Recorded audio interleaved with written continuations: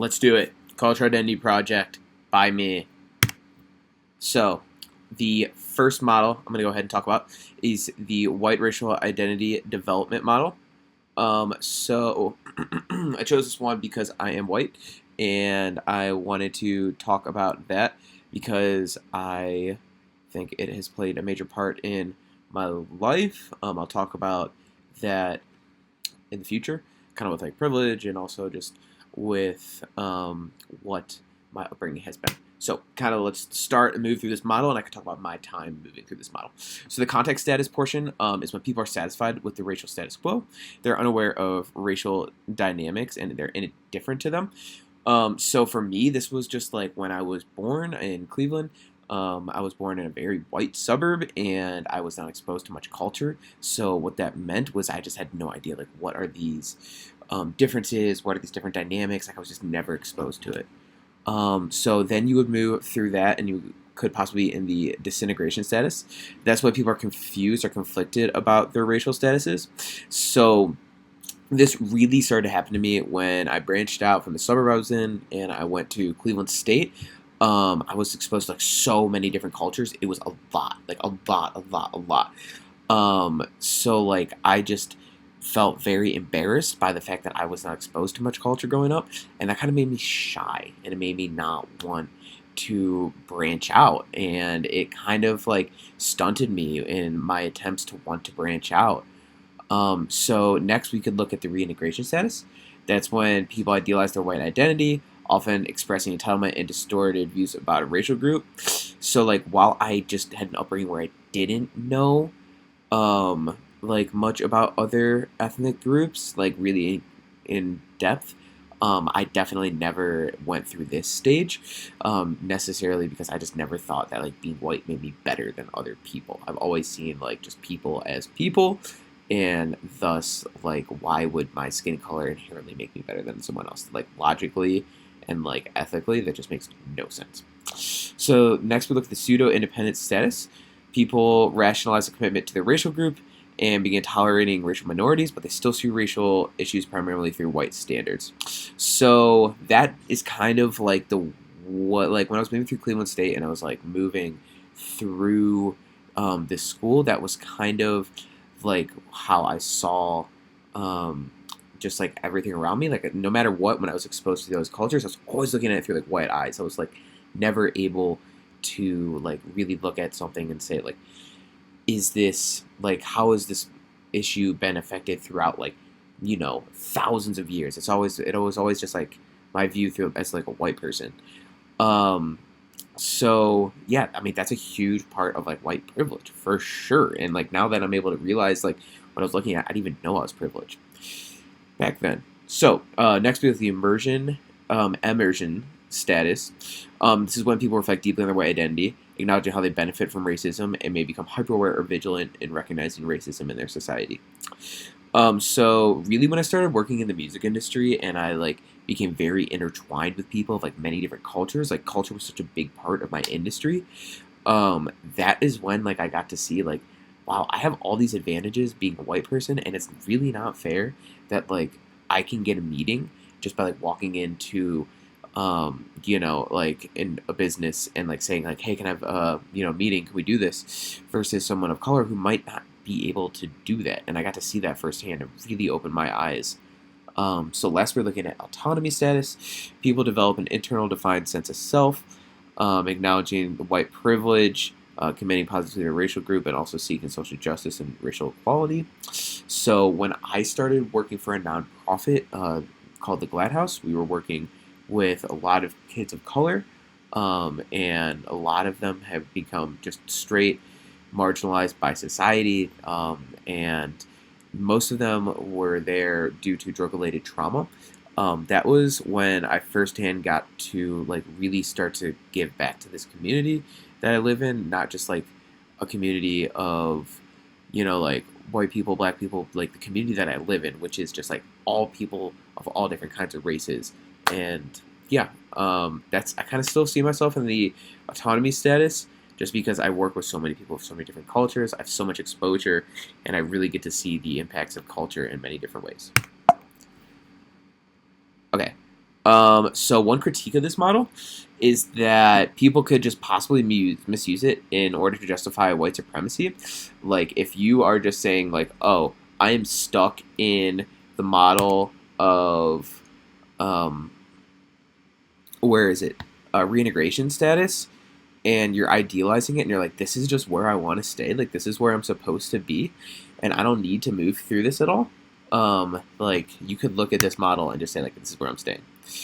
It also assumes that everyone's gonna have an opportunity to be exposed to other cultures, and like that's just sometimes not possible. I mean, if you live in a small town in like Sweden, or if you live in like a small, mountain town in the mountains of Colorado, and you never leave your community, like how are you ever going to be able to be this exposed to all these other cultures and then move through? Yeah, those were my critiques. Next model, we're looking at the key model, which is characterized by limited awareness. Non-contact type. Characterized by limited awareness or acknowledgement of race-related issues, emphasis on traditional gender roles, and general acceptance of the social status quo. So essentially, I don't feel like this is applied to me since I was like a young child. Again, because I just wasn't exposed to many other cultures. So then you could look at the claustrophobic type. This is when you are characterized by resentment or blame directed towards women or people of color. So I've just never found myself there. I've always had really good relationships with like the women in my life, and also with like any other like person of color, and like I've never been like miseducated to the point where I would think that like it's a like them thing versus it's a one individual person thing. So yeah, never found myself here. Then there's the conscious type. This is initiated by a significant event that generates internal conflict or dissonance. This will cause you to reevaluate personal beliefs. Again, Cleveland State, huge, and just college in general, huge, like eye-opening experience for me to see all these different people of all these different cultures, experiencing all these different events. Like college was a major event for me.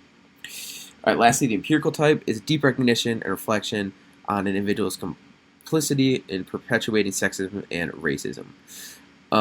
So, yeah, like again, in college, this is when I was able to really see the impact of white privilege, and like my friends around me that didn't have that privilege, like the impact on them.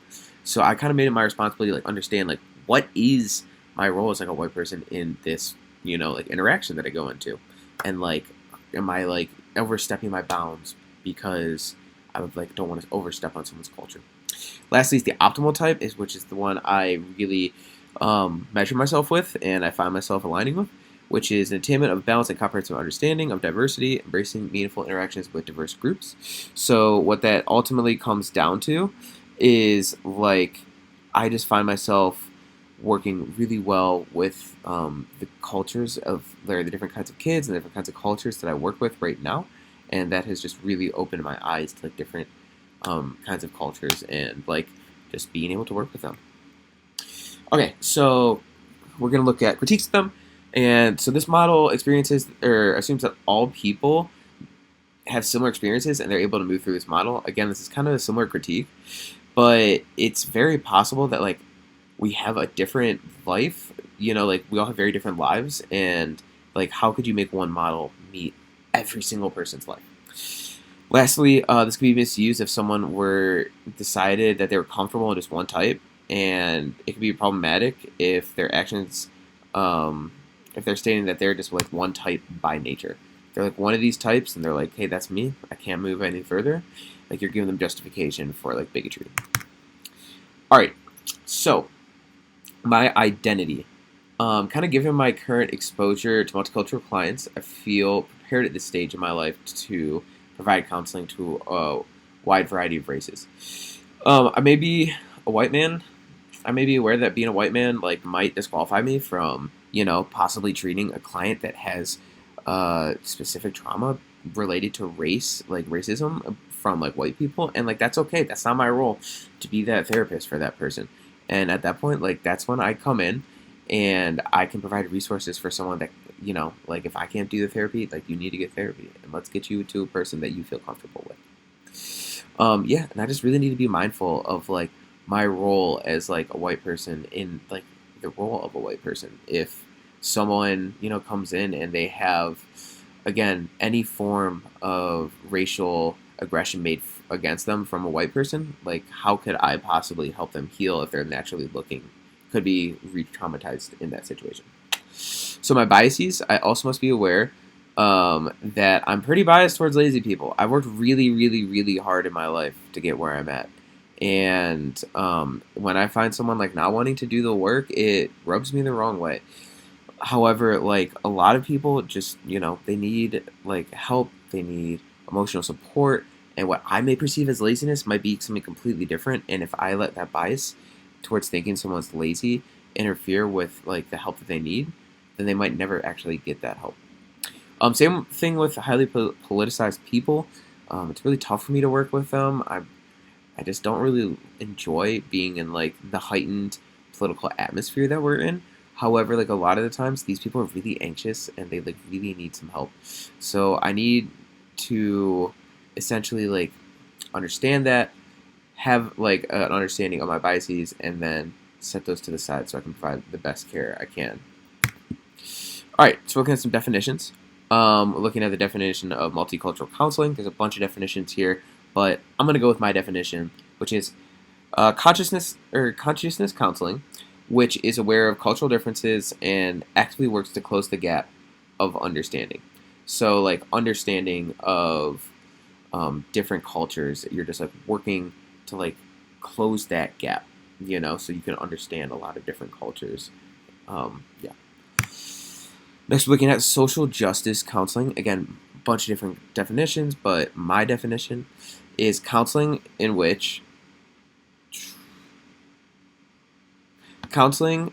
which is aware of inequalities and actively works against them through providing resources and empowerment to traditionally disenfranchised groups.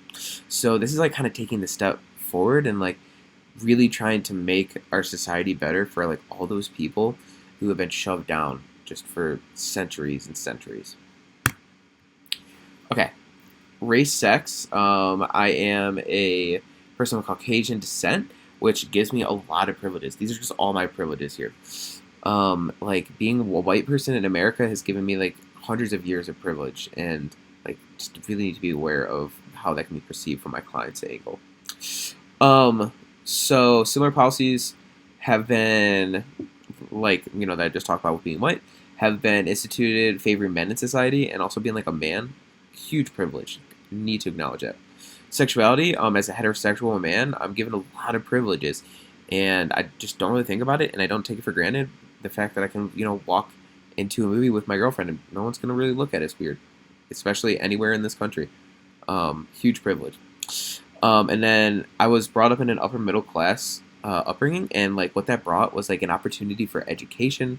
It also like from school, but also like from my parents, like how to live a life.